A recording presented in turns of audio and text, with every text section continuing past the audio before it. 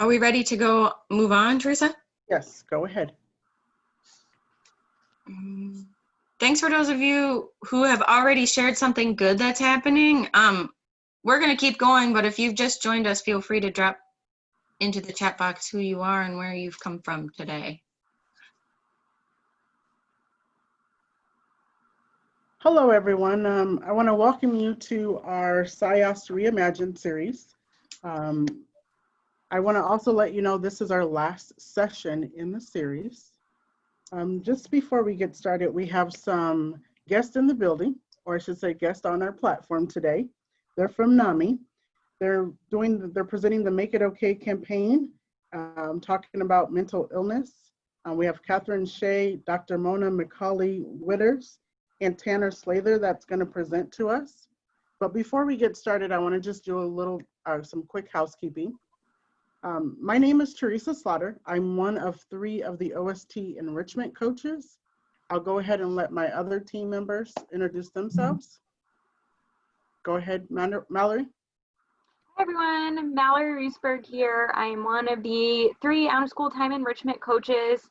I'll be helping Hannah today monitoring the chat box. So if you have any Zoom questions or content questions for our guest speakers, feel free to use the chat box either to everyone or privately, and we will help relay any messages or questions to you.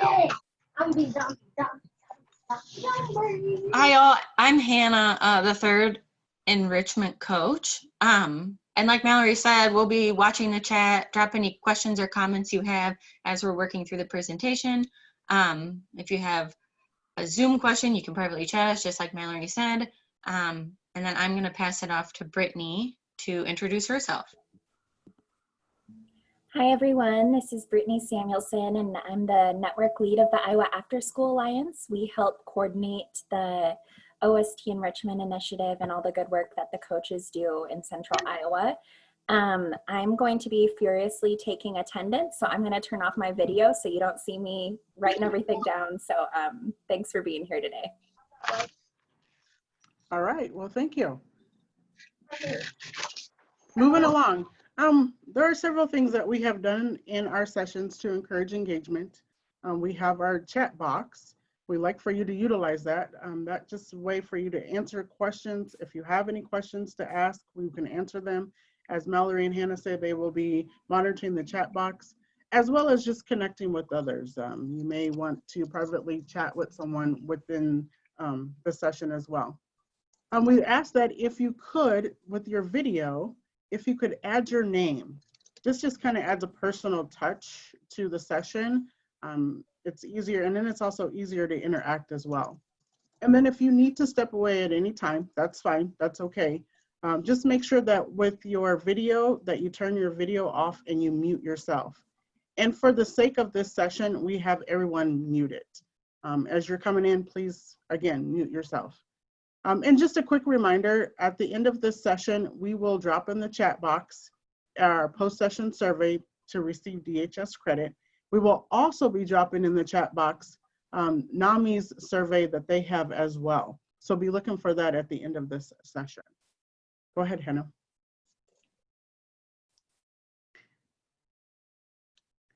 So just for those folks who are new to Zoom or just kind of trying to manage around Zoom, looking at the red arrow in the lower left-hand corner, you'll have 2 buttons there. You'll have your audio button or the microphone button, and then you'll have your video button.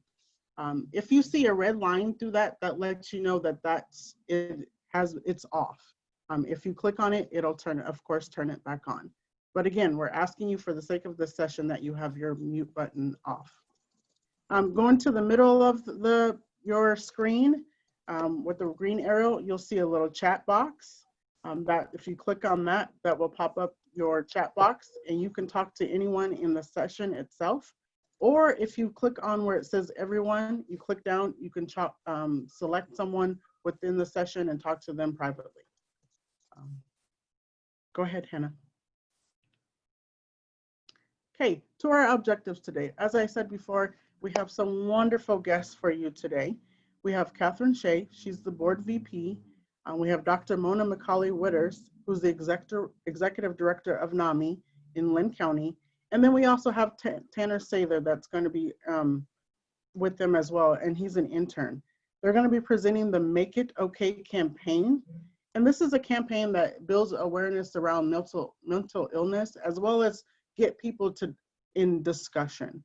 The focus is going to be for today defining terminology for mental illness. They're going to provide examples of what to say and not to say when someone is actually coming forth and letting you know that they're dealing with that, as well as sharing lived experiences. And then at the end of our session, we will follow up with our resource spotlight. So now I'm going to actually go ahead and give it over to Catherine Shea so she can present her team, and take it away, Catherine.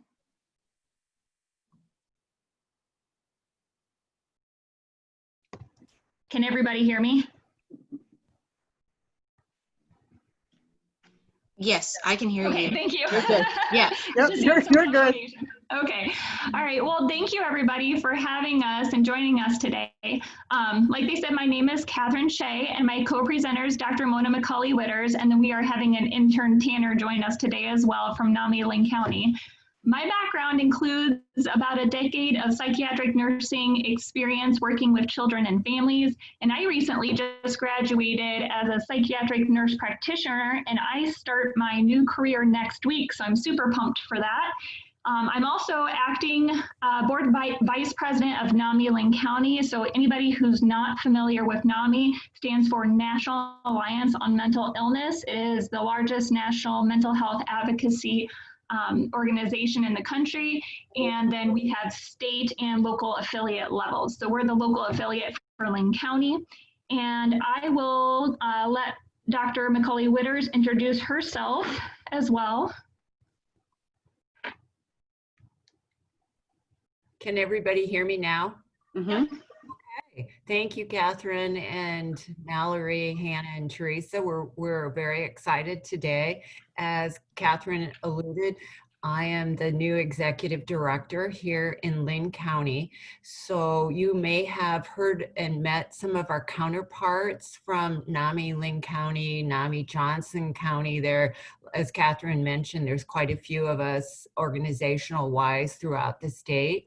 And I've been doing this for a year, but kind of like Catherine, I'm a little bit older, so I won't give away my age, but I've been a psychologist for about 30 plus years, and mental health is my bag, and we're very passionate about it. The NAMI Lynn County is really expanding and growing, and we're super excited on this Make It Okay campaign across the state of Iowa, and we're launching it big time here in Lynn County. So whatever county you're from in the state, I would think that you will be hearing this messages and being able to access the resources statewide, which is a really exciting thing for the state of Iowa. And then Tanner, I would like to welcome him on board. He's learning also. He just started this week. So Tanner, would you like to introduce yourself and just say a brief remark? Hello, can everyone hear me? Yes. Yep. All right, so like Mona said, I am Tanner Sather, and I attend Mount Mercy University. And I got interested in NAMI because Mona was doing a presentation for my communications and business class. And COVID-19 kind of affected me because I had an internship with Toyota Financial, which ultimately got canceled.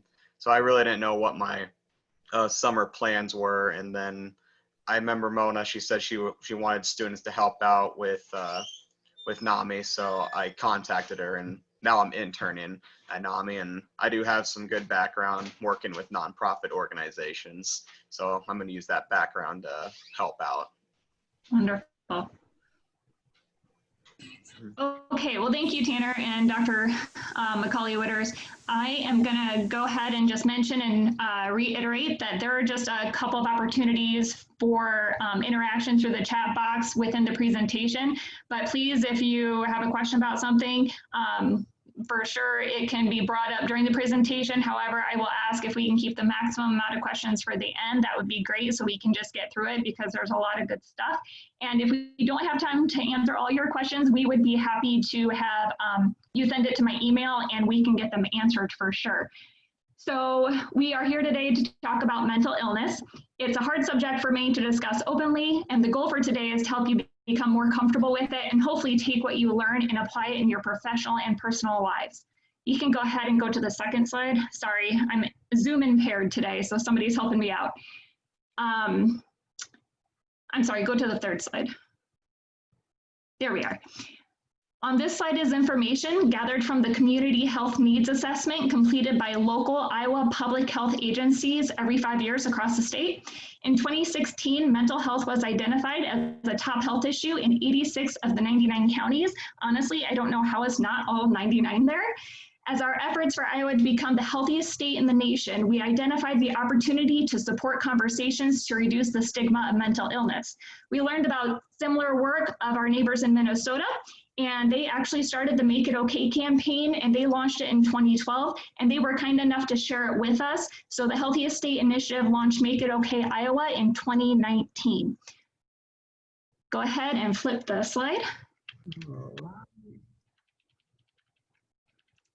Healthiest State Initiative is a nonprofit organization launched in 2011 to bring together public, private, and nonprofit partners across the state to support the effort to make Iowa the healthiest state in the nation by improving physical, social, and emotional well-being of all Iowans. Go ahead and flip it. Make It Okay would not be possible without the support of our statewide and community partners, as we always got to give them credit. Next. Okay, so what is Make It Okay? Make It Okay is a community campaign to reduce stigma by increasing understanding and creating caring conversations about mental illness. Stigma is a difficult issue. It's also a complex issue. So the solution from Make It Okay is very simple. It's just to get people talking. Make It Okay is simple but very important message. That's okay to talk about mental illness, have a mental illness, get support for mental illness, and love a person with a mental illness. Now on this slide is a very short video. It's about 31 seconds. If we can try and play it, not sure how quality will be. Thank you. Hey. Hey, how's it going? Good. So how was your weekend? It was good. How about you? Yeah. Meh. What's that? What does meh mean? Well, with depression, some days are good days and some days are bad days. And yesterday was not one of my good days. Silence. It makes the mental illness stigma even worse. Do you want to talk about it? Learn what to say at makeitokay.org. Thank you. As you can see, Hey. Hey, how's it going? Technical problem. go ahead and flip the slide so it doesn't. Thank you. There you go. Thank you. As you can see in the ad, by the big empty talk bubble that appeared, that silence has a huge effect on the conversation regarding mental illness. With silence, people can feel alone and uncomfortable sharing how they are feeling. By starting a conversation, people know that someone cares for their well-being. So you may be asking yourself, how do we start changing attitudes and reducing stigma? While it may seem an overwhelming task, there are 3 things that each of us can start doing, and that's learn, talk, and share. We can start by learning more about Make It Okay, mental illness and stigma, and its impact on our neighbors, our colleagues, and others in our communities. We also learn basic diagnoses and symptoms, how to talk openly and compassionately about the issue, what to say, and maybe not what to say when people are sharing with us their experience with mental illness. Finally, we hope that you will leave here today feeling equipped to share with others this message of hope, which is really what it is, and what you can do to help, quote, make it okay. Go ahead and flip the slide. By definition, stigma is a set of negative beliefs that a society has about something. Stigma of mental illness includes the negative ways we think about what someone looks like, acts like, or the words we use when we talk about someone who has a mental illness. Stigma boils down to discrimination. That's a harsh word, but it really does. Leaving people who have a mental illness or those who are caregivers to feel that they are not as valued and are perceived as a burden or even dangerous to society. This is an opportunity to reflect on how mental illnesses have been negatively portrayed and to do the best we can together to change our language, our thoughts, and our attitudes about mental illness moving forward. Next slide. According to regional surveys, it is known that knowledge of mental illness is rather limited. Ignorance may result in beliefs that somehow mental illness is related only to stress, lack of willpower, weakness of character, or moral failure. Mental illness cannot just be overcome by pulling yourself up by your bootstraps or just being strong or just getting over it, because just like any other medical condition, it is biological in nature and may require treatment. To think that way is stigma. Next slide. Stigma comes in many forms. Common images that depict people with mental illness in media are often violent, dangerous, institutionalized, criminal, out of control, or less than human. These images impact how people view someone who has mental illness. Only a very small percentage, 3%, of individuals with a serious persistent mental illness are actually violent. And you guys can imagine all the mass shootings, all the violence that we have in our society, whether it's schools, a Walmart, we see it everywhere in our 24-hour news cycle. And everybody's like, oh, they're crazy, they had mental illness, when in reality, it's only 3%. That is why these descriptions come so quick to our minds, because the drama attached to them and the news media coverage, but we know these images do not represent reality. So in this slide now showing, the reality of mental illness is in these images. The person may be a celebrity, someone we look up to and can relate to. Maybe it's our neighbor, our loved one, or ourselves. Mental illness affects every age, every race, every gender, every occupation. Mental illness does not discriminate. Once we understand, we can better understand that it's okay to talk about mental illness because it's more common than you think. Go ahead and flip the slide. And then one back. There we go, right there. I'm sorry, no, right there, you're perfect. Okay. So it's so common that 1 in 5 people will experience a mental illness at some point in their life. About 1 in 10 people will experience a more serious mental illness such as schizophrenia or bipolar disorder. So putting all that in perspective, about 1 in 8 people will have diabetes, and yet how we talk about these conditions is very different. That is because of stigma. Matter of fact, we know that most people have been touched by mental illness themselves or someone close to them. And that's why learning, talking, and sharing are so important, because it helps to stop the stigma. Go ahead and flip it. Thank you. All right, so we're gonna do a couple interactive chat box questions here. Go ahead and bring up the first one there, Mona. I'm not able to. I don't. If you hit. Is it this one? Oh, nope, subtitles, sorry. You're fine. Let me close. It should just hit enter or next and it should automatically pop up. Okay. There you go. So if I could have people enter in some chat box responses to what are some common terms for describing a person experienced cancer. I see sick,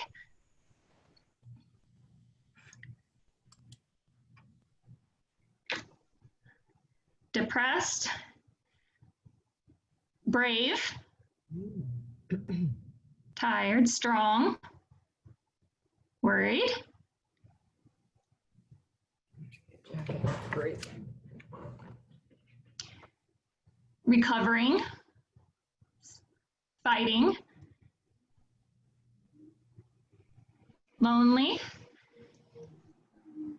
So what I'm seeing is kind of a mix of responses of, you know, obviously the suffering, sickness, weak, strong, and brave. That's a good one right there. You kind of encapsulated responses, courageous. So there is obviously the downside of a diagnosis with cancer and how people are feeling and experiencing, but in society, we often see them and refer to them as brave, being a warrior, a fighter, survivor, and being strong.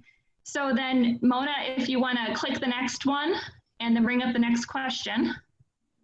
What are common terms for describing a person experiencing a mental illness? And I want you to be brutally honest here.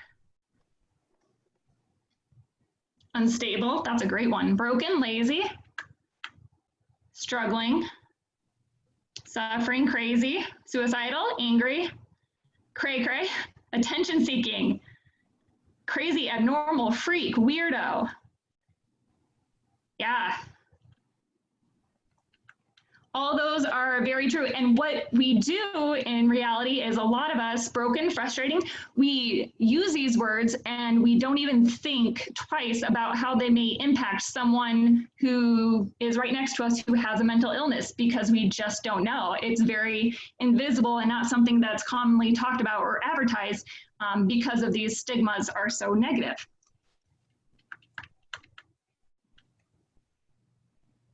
People that experience mental illness are just as deserving of the words of warrior, fighter, brave.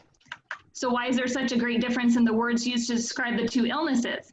We eliminate stigma by not only learning and understanding that mental illness is a medical condition, just like cancer or diabetes, but also by starting to change the words that are so common in our vocabulary when describing mental illness. So think about it, rather than saying that person is crazy or I'm so OCD about my desk, replace this with empathy in what we say. Like, I can't imagine what that person is experiencing, or I really prefer to have my desk well organized. If you're thinking about somebody who's just all over the place, you're like, oh my God, they're so bipolar, or I'm feeling so bipolar today, or that's somebody who has bipolar illness and struggles may be right next to you and you just don't know it. We will know we are making progress when the same words are used to describe both mental illness and any other medical condition. I'm gonna have you go back one slide there. So this quote was from one of those impact surveys from 2018, and it sums it up nicely. We are taught as children about illness like colds, broken bones, or surgeries, but mental illness isn't discussed. Mental illness should be discussed like diabetes. It needs to be seen as a normal illness. And that's part of what Make It Okay is about, is normalizing mental illness and mental health issues. Go ahead and go to the next slide. The reason why this matters so much is that stigma is the greatest barrier to individuals seeking help for mental illness. Stigma causes shame, isolation, can impact jobs and education. The impact of waiting to seek treatment can include a loss of employment and income. The highest dropout rates are among youth with mental illness. People with an untreated mental illness often end up in our criminal justice systems. Mental illness is the third largest cause of homelessness in the US. It is the #1 cause of disability in North America. Serious mental illness costs America $193.2 billion in lost earnings per year. Individuals living with a serious mental illness die on average 25 years earlier than others, largely due to treatable medical conditions. Each of these are factors that can delay care. Without care, symptoms worsen and can lead to irreparable harm to livelihoods, relationships, legal issues, or even suicide. Go ahead, next slide. We are all impacted. It could be yourself, a family member, a best friend. Remember that 1 in 5 people experience mental illness, and these people touch many lives. The downside of doing this via Zoom versus a room full of people is it's very impactful to have every 5th person raise their hand, and it shows just how common it is, even in a room full of people. Go ahead, go to the next slide. All right, so for the next few slides, these are just some self-reflection questions. Go ahead and click the next slide, and then the question will pop up. There you go. So I want you to think to yourself first, how do I feel when interacting with a person experiencing a mental illness? You might feel uncomfortable, nervous, especially if that person maybe is somebody who you know really well, but then you found out they had a mental illness, or it's somebody that's a stranger to you. Then ask yourself, am I more comfortable helping a person who has a physical illness than I am helping a person who has a mental illness? And I think that's just really an impactful thing to consider, because when we can often understand physical illness, it's easier than mental illness, because sometimes you can see it, or like people talk about it, like cancer. And people often are not willing to share about their mental illness. All right, go ahead and click until you get to the next slide. It may take a couple here. And one more, and then one more to bring up the question. There we go. So the next question I'd like you to consider, would I see myself as weak if I had a mental illness and could not fix it myself? A lot of the times we think other people have issues, other people need help, or that we can help those people.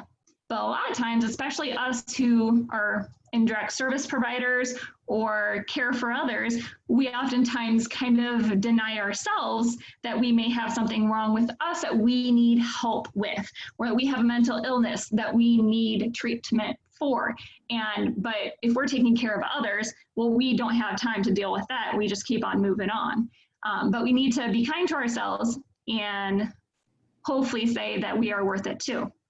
All right, go to the next slide. May take a couple clicks.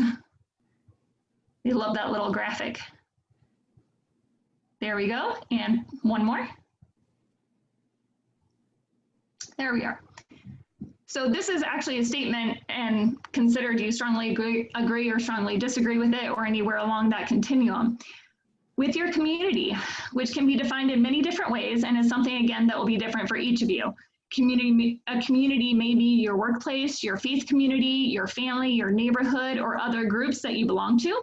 As you reflect on the communities you belong to, consider whether or not you agree with the statement, people in my community are not caring towards people with mental illness.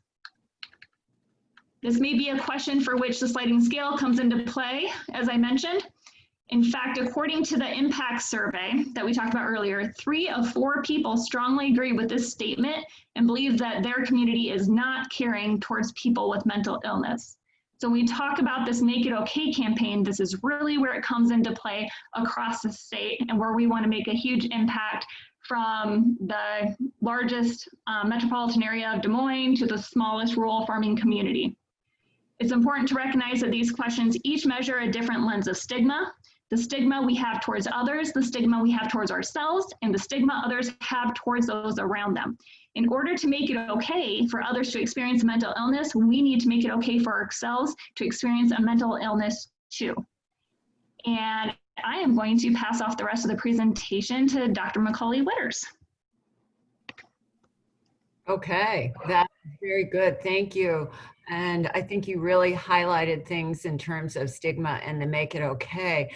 I wanted to ask Tanner, who is coming along with us, a college student perspective before I go too far along. So Tanner, I'm going to put you on the spot. And if you could, in particular, just share your thoughts about stigma from the college community perception. Where are they on this continuum from strongly agree to strongly disagree? I do agree with kind of like there is like a lot of mental illness going towards college students, mostly like a lot of, I'd say, stress and disappointment because of, COVID-19. It was disappointing. It all had to happen. Like for me, it's like I was involved in show choir and that got canceled when we had more performances, and athletes, their games were canceled, and it was very stressful for me because we had to switch to a whole new system of online. And I remember always telling people, it's like I don't think I can handle switching to online platforms, and it was pretty hard because I had like 5 classes, only 2 of them use Zoom, so teachers were just throwing you work and just telling you to do it, which was very difficult.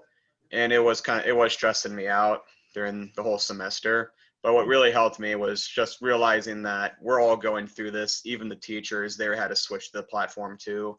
And all the students, we had to work together basically. And I had a lot of help with other students and help with my parents with my schoolwork, which really helped this semester. And this semester was actually one of the best semesters I've had in college, grade-wise. So you really felt like your community stepped up to the challenge and had a more kind of caring, positive, helpful attitude towards each other during COVID and dealing with all the anxiety and uncertainty? Mm-hmm. Okay. It was pretty hard, but the community here was really good and we handled it pretty well. Thank you. And I'm sure for each and every one of you coming from your communities, whether it's in the high school or across the state of Iowa, every community is reacting differently to this COVID crisis and anxiety. So I'm going to share with you on the next slide, if I can get it to go. Let's see here. Sorry. We're going to hear from a person. Her name is Sherry, and her community she's going to talk about is an inpatient hospitalization stay. And we're going to listen to her share about a different community and her perceptions about stigma and mental illness. So I'll get Sherry going here. One of the experiences that was difficult for me was being hospitalized inpatient for depression. And I found it personally to be something that felt like a failure. And so when I went into the hospital, I did not know what to expect. And it was very different from other hospitalization experiences for a physical illness. And I found that people did not call, people did not come by, people were afraid of what the hospital setting meant and how you access that part of the hospital. And so it was lonely. It was a very lonely time. So I think you can hear from Sherry a little bit about the impact of stigma for her and being in an inpatient setting. But I think depending on whatever your community, whether it's urban or rural or agriculture, that there is stigma there, and it's manifesting itself in sort of different hidden sneaky ways. I'm just going to briefly share. My husband is a psychiatrist, I'm a psychologist, and my daughter, who's grown up with mental health experts, she herself one day was talking to me, and I said, you know, she was referencing, Mom, why don't you call it mental health? Why do you call it mental illness? You know, in October, it's mental illness awareness, and, you know, NAMI is part of our title is mental illness. And I told her, I said, that's the problem, dear. You think from a marketing perspective, it's more acceptable to call it mental health, but really that is stigma preventing you from calling it what it is, that it is mental illness, that it's, and we'll learn more about that as we go along. But that's really, I mean, it was shocking to me to hear it from someone in my family. And when I hear it out in the community, I just have to, I have to interact appropriately and try to help that understand where that person's coming from. But you can see the pain and the agony that the stigma is causing for Sherry, and we'll talk about it as it manifests in other people. One of the So this slide again is talking about all different kinds of stories, and I'll see what how this plays. To kind of think in your communities and in your family and with your cultural background, how does stigma show? So I don't know if anybody wants to chat a little bit about stigma. Again, in the chat box, how do you see stigma in your community?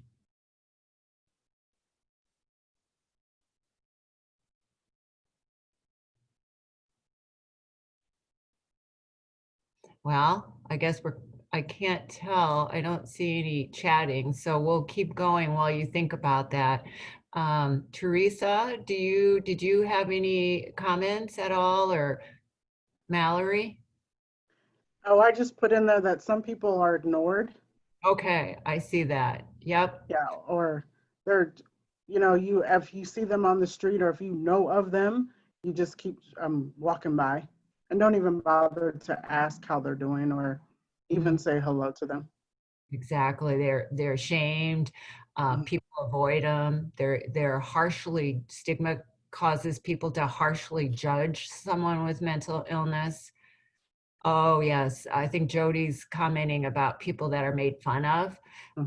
Frequently in the movies and in Hollywood, you know, they portray someone with mental illness as very deranged and unstable, and stay away from them. And so thank you. Avoiding them, not understanding them. Yeah, that sometimes that they aren't even people. So yeah, just, and really, I think someone's talking about just get over it mentality. What's wrong with you? You know, so, and even to the degree in the business community that you don't want to stand out. So you don't want anyone to know that you have any kind of mental illness. So thank you for all those comments. It's very hurtful stigma. And so all the things we can do to help us learn and talk about it. So we really know that it's not something that you can snap your fingers and make yourself okay. It's not a character flaw, that it's truly a biological illness. And there's many components to it. We know the effect of the environment, and we're learning more about genetics. I did a lot of research in neurotransmitters and brain scans. So we know that all of these factors together are helping us understand that mental illness, it is an illness like diabetes and treatable. So it may take a while in terms of figuring out the right treatment, but there is hope and there is treatment available. So these are some of the symptoms in thinking about mental illness. And, you know, if you think about these, it's not just feeling sad or tearful. You could have effects with sleep and energy, things with even physical symptoms of pounding in your heart, or maybe even hearing voices. So it's kind of a complicated complex of symptoms that can be contributing and manifesting themselves in the illness. So when you think of mental illness, there's all kinds of different diagnoses. So this is just a little cheat sheet of listing some of the different ones here. And we realize that it is a complicated brain disorder. And sometimes it's not so black and white, and it might be, you know, you may have features, the person may have a diagnosis of depression, but they could also have ADHD and PTSD. And so it can be very complicated. And if you think in terms of brain function, that is what we would expect. So I mentioned that there is treatment, and we do know that life can be improved for people, especially the earlier treatment, the better. And that makes kind of good sense if you think about diabetes as sort of a counterpart. And you know that you have to manage your diet, you have to take medication, you have to monitor your blood sugar. So it's sort of the same paradigm for a mental illness, that yes, there is treatment, and get treatment early, and, you know, have a program, you know, that we follow. And like any program, you know, we have to tweak it a little bit periodically. So all of these pieces are important as you're learning about mental illness and helping your friends or family members, or even helping understand if perhaps you are one of those 5 experiencing a mental illness. So how do we help people, our friends or our family members, or even our coworkers? So these are some of the key pieces for supporting each other. The first one, and that is really a hallmark, is stopping the silence, that you can't talk about mental illness.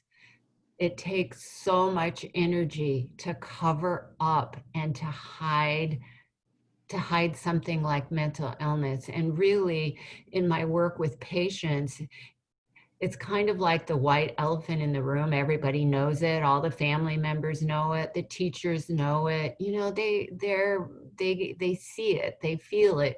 So taking down those barriers of the silence, and just normalizing the mental condition for that person, that it is this brain disorder, helps open the doors, and using good listening skills and having a helpful attitude.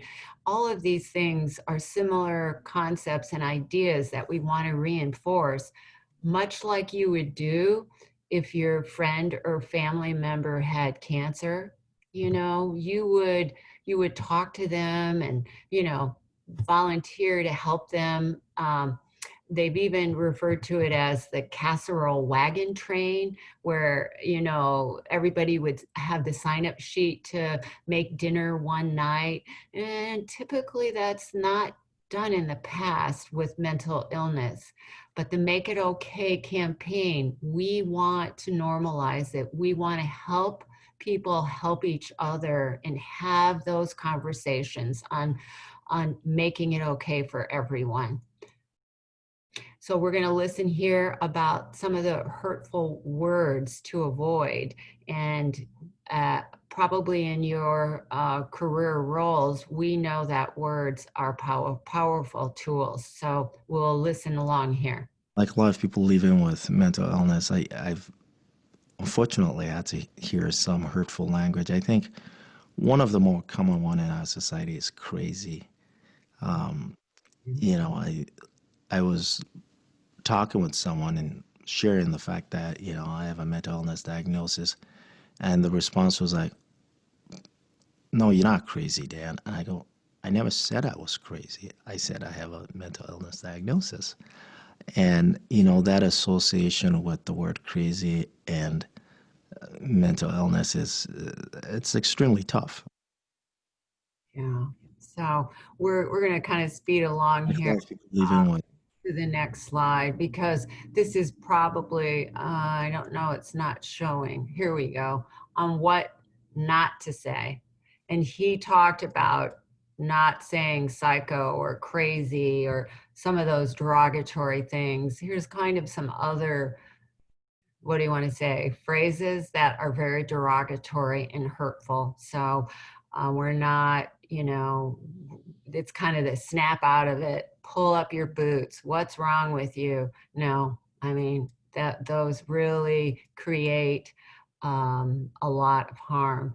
So instead, think about more how helpful language and how to not be dismissive to a person about their illness.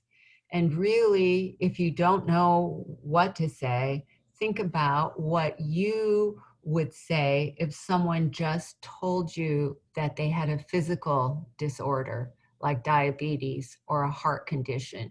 You wouldn't tell someone who just had a heart attack, hey dude, snap out of it. No, you would be more like, how can I help you? Or, boy, that sounds really, really tough. So I think if anything out of this whole presentation, this is one of the most important slides, in my opinion, as a psychologist, to really be there and to help that person in their journey of recovery by using words that are helpful, not harmful. So I think we're going to skip this slide just, in terms of time, because we're kind of running low here and I want to save a little bit of time. So these are where we're at with the key messages, that knowing that it's treatable and stigma prevents treatment, and how you can get help, that there is hope and people do recover. So I think that's kind of, we're getting close to the time. We would like you, if you could, to think about taking this pledge, the 3 keystone steps that we've talked about, the learn, talk, and share. So I'll let you sign your name, and if you would like more information on Make It Okay and you want us to come and talk to you, we're going to be doing some webinars for businesses using the Make It Okay platform. Unity Point just did a big launch in Cedar Rapids and in Des Moines. So more and more companies, because I think it's important in the business world to learn about mental illness and to make it okay for employees. And I think we just want to touch on, and I'm not sure if it was Teresa or Mallory were mentioning about resources. Again, you can go to our webpage or the NAMIiowa.org. There's tons of good information. There's also a chat line for NAMI if someone needs help or can't figure out how to deal with a friend or family member who has some mental illness. And of course, the yourlifeiowa.org also has a chat page too. So I think we're talking about different ways in terms of your community. And again, as Catherine alluded to, if you have questions or need more resources, we have lots of them at NAMI Lynn County, as well as in your agency. And of course, there's always the emergency phone number to call. So I'm going to end with one last slide. I hope this goes. A few years ago, I lost a job because of stigma. Stigma, it prevented me from getting employment. It prevented me from maintaining jobs. I've lost a lot of good friends due to stigma. Stigma made me hide my truth and who I really am. It kept me feeling isolated and just resulted in more loneliness and more opportunity for the illness to continue rather than get better. Stigma for me made it very difficult to even access services when I first experienced mental illness. Stigma has made me feel more alone and like I couldn't connect with anyone. Thank you for taking this time to educate yourselves and learn more. I appreciate anybody who opens their mind and heart to learning more about mental illness and taking the power away from stigma. And without your help, we can't completely eradicate the discrimination that people living with mental illness and their family members experience. I really want to thank you for taking an interest in this and doing this activity, and I hope that that will help others to experience less of that stigma. I really appreciate that you are taking the time to look within yourself and to think about how stigma does affect someone with a mental illness and how you can help be a part of a solution towards making it easier for someone to access the help that they need. I really appreciate you taking the first step to end this stigma. Thank you for reflecting on the impact of stigma. I want to thank you for making it so that anyone else doesn't have to feel alone and that they know that someone cares for them. So thank you for your time, and don't forget to do the educational forms and the survey. We really appreciate it. And lastly, I'd like A few years ago. Lastly, I'd just like to share with you as we wrap up this word cloud. So take a few seconds to reflect on how you will make it okay with just one word. And if you can reflect in our chat box, that would be great. Just that one word in the chat box. Thank you, Teresa. Empowering. Thank you. Love. Oh, I love accepting. Beautiful. More awareness. Wow.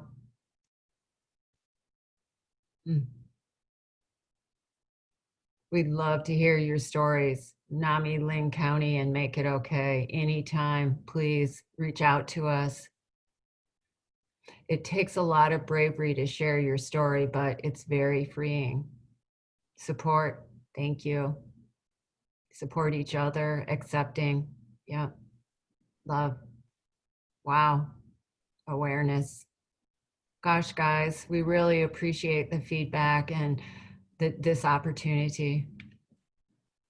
So, and sometimes it's our own stigma that's hurtful, and in part because of other people and their attitudes.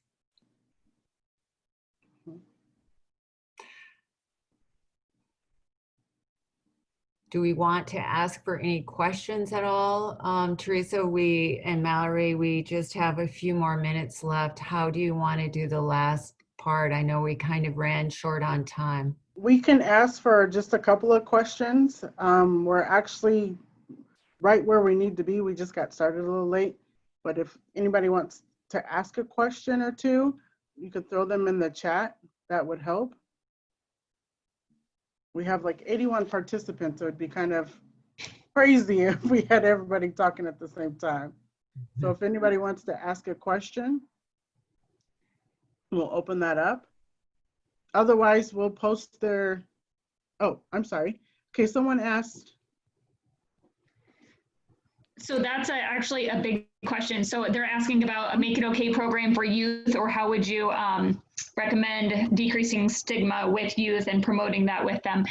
I would say right now the Make It Okay campaign, they've really just launched this for adults primarily right now. There has already been conversations, however, especially using this presentation with schools and with teachers, and then how can we make it applicable to students, and, you know, just as part of a curriculum almost. So that is in the works. It is not finalized yet, but we anticipate that to come down the pipeline. But one thing that you can do is you can take, you know, the essence of this presentation and, you know, in your expertise with working with your kids, you can start having conversations about, you know, normalizing mental illness and just it's okay, because some of these things, you know, kids experience all the time. A lot of the times it's the parents that you can impact, because the parents don't a lot of times want their child to carry a diagnosis, because then they think it means they did something wrong, or that child is going to go through their life, you know, being mentally ill or having disadvantages.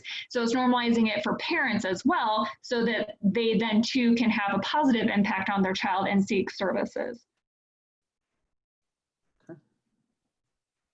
Someone asked, do you take any of this messaging specifically for eating disorders? Would that fall in line with the mental illness as well? Absolutely. Okay.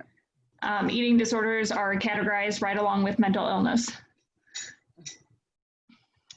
I think there's a lot of stigma about eating disorders and hiding it and not seeking treatment. So I feel that it's the same messaging is very, very relevant. So there's a question here about colleges, and in particular at Kirkwood. I know that I've been reaching out to the president at Kirkwood Community College and to other college professors, because there is a serious epidemic of problems on college with mental illness. So we are trying to help with the Make It Okay platform, and we'll be doing webinars for some of the colleges, as well as even at freshman orientation, so that students learn early on, as well as their teachers and professors, about not stigmatizing mental illness. That if someone has a broken leg in their class, you know, from a sports injury, they'd get all kinds of support and kind words and help. But if someone, let's say, is gone from school because they're having a depressive illness, when they come back, I'm not sure, unfortunately, that they would get that same kind of reception. So Catherine and I last fall did a freshman orientation at Cole College. Thank you. And we're looking at doing some at Mount Mercy and at Kirkwood, and spreading that message to include, you know, 2 hours talking about mental illness to the freshmen. And we've also discovered, guess what? We still need those conversations with the dorm RAs and with the professors, and the whole college community needs to work on that. So any other questions you feel we have time to talk about, Catherine, that catch your idea? I saw somebody asked about attendance. If somebody would just send attendance to me, that would be great. Yep, we'll go ahead and do that. Thank you, thank you. Wonderful. I want to say a special thank you to our guests, to Catherine Shea, Dr. Mona McCauley-Witters, and Tanner Slater, from coming and joining us today and presenting the Make It Okay campaign. Love to have you. Wonderful, wonderful information. We will also put their information, their resources in our follow-up email that we send out to everyone, so you'll have that information as well. Just a quick note, if you have any resources you want to share, any participants have any resources they want to share, go ahead and drop those in the chat box. We'll go ahead and take that as well. And again, we'll put this all in a list for you in our follow-up email tomorrow. And then make sure that you also do the survey. We dropped the link in the chat box for our survey for the OST team. And then we will also have NAMI's survey going out as well, so you can take their survey. But that actually is going to conclude our session for today. I want to give everybody a round of applause. Thank you. Thank you. For coming in and talking. Mallory and Hannah, is there anything that I need to touch bases on before we close up? I think just thank you everyone for participating. I know many of you have been with us the entire series, and we appreciate your patience as we learn how to navigate Zoom, and thank you for learning with us as we have been able to interact with you every week. I think it's been really powerful for us to see the network come together across the state in this way.